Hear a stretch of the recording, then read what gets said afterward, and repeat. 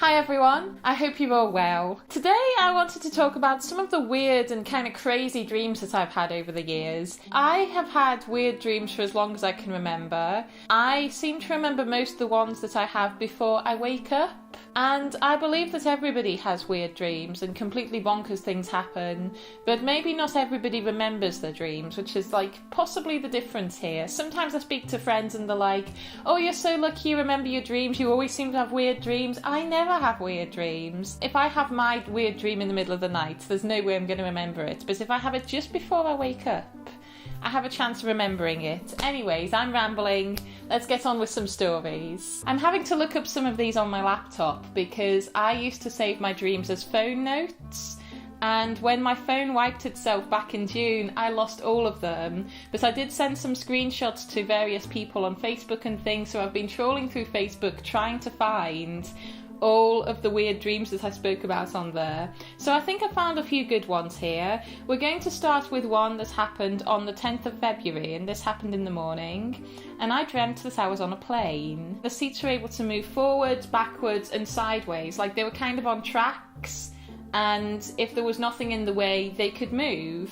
So, the plane could kind of change layouts and things. It was really strange, and it was kind of in a similar style to the board game Frustration, if you know what that is. That's kind of like a traffic jam game. If you either know it or you don't, and if you know it, you'll maybe know what I mean by that. This is probably the most interesting part of this dream, because the plane had an incinerator in the back of it, and it was fairly routine for them to burn seats into oblivion while flying. They just kind of mid-flight announce which seats they were going to burn. And in this flight, they decided to announce that they'd be incinerating 5 seats on the plane and 1 TV channel.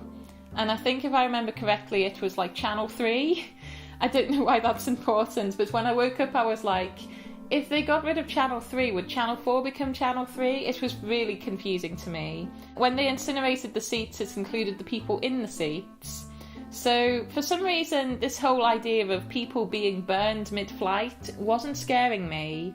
And I think I might have even been rooting for the person next to me to be incinerated, They said, okay, we're going to be burning everybody, and I was like, okay, cool. Can you pick that guy, please? What? My next dream was one that happened on my birthday, and this was a really, really obscure one. Every now and then I have a dream that almost feels like a pantomime, and this one certainly did, but it also felt like something from a sci-fi movie as well. We had to get to the lab and find the professor to save the day. That was the goal. If we didn't manage to do that, the day would repeat itself over and over again, but we had to get to the lab and find the professor. And that was the goal. Now, while we were doing that, we had to avoid certain people who were trying to find us, and they very much acted like video game characters.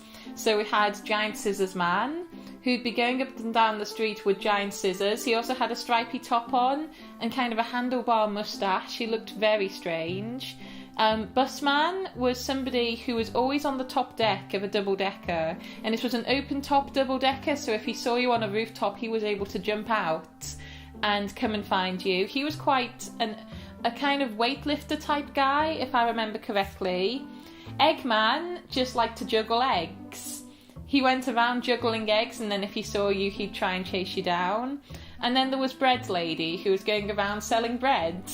These were really vivid characters, and honestly, I don't know where they came from. I know I said earlier that sometimes I can tell from certain conversations that I've had where certain parts of the dream came from, but I don't know where any of those characters came from. And I don't even know why we were in a Doctor Who episode. It didn't make much sense. You can probably tell by now that these dreams can be a little bit quirky.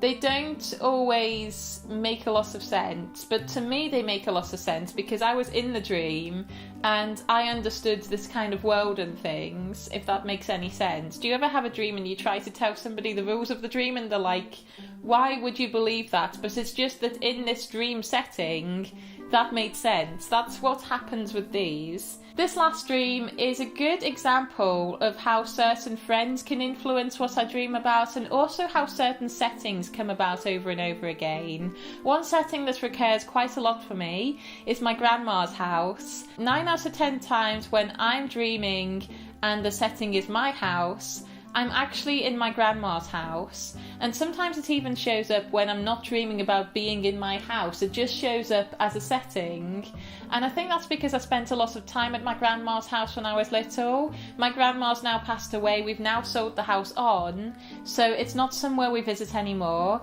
but certainly I have so many childhood memories of my grandma's house, and that's maybe why I dream about it a lot. I had this dream back in March, and it's while one of my friends was travelling around Asia. He was staying in youth hostels, and he was putting up photos on Facebook. He was updating us on where he was, what he was visiting and things. So I was seeing a lot of that, and I was thinking, wow, travelling looks really fun. And another one of my friends, if you maybe know Ethan from YouTube, he'd also recently moved out there to have a gap year in Australia. So I was seeing a lot of things about working holiday visas, staying in youth hostels, just things like that, and I think that's maybe what influenced this dream. So the dream was that I was also going to Australia, and I was travelling out there, and I'd made it to Australia, and I checked into the hostel, and when I looked around, I realised that it was my grandma's house.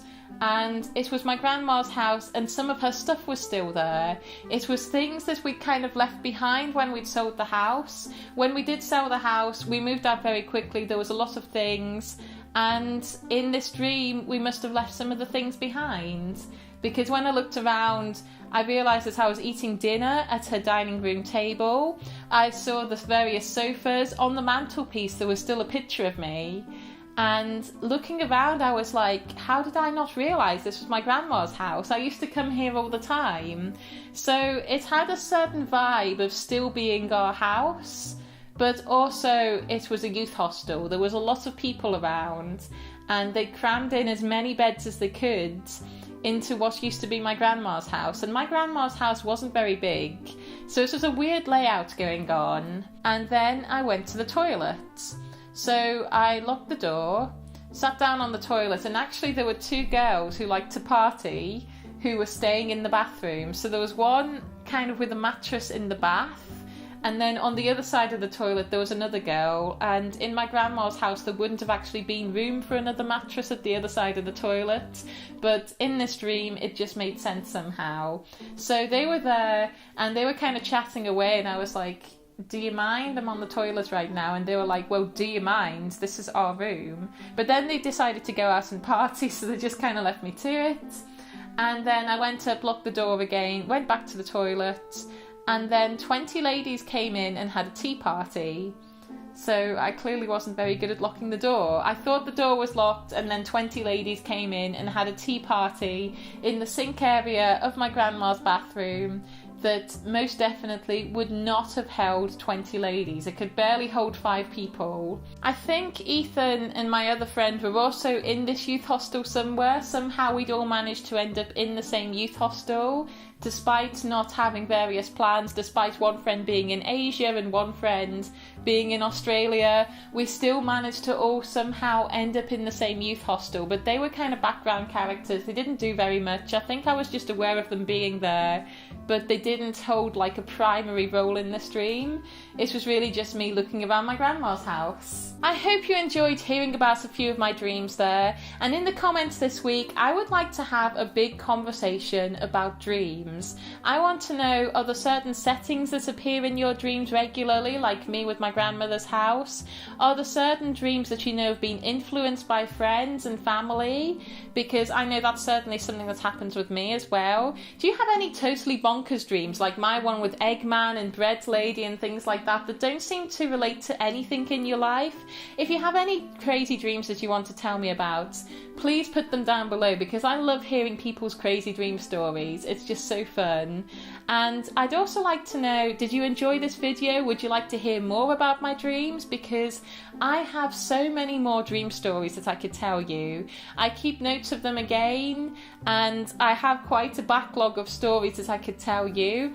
Every night there's the potential to have more new material for these videos. So if you did enjoy it, please let me know down below, or maybe leave a like, and then I'll maybe turn this into a series. And thank you so much for watching, everybody.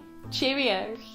Thanks again for watching, everybody. If you would like to hear some of the weird, funny stories I wrote as a kid, check out over here. And YouTube have suggested a video you might enjoy over here. And don't forget to subscribe to stay up to date with all my latest videos. Thanks again, everyone. Cheerio.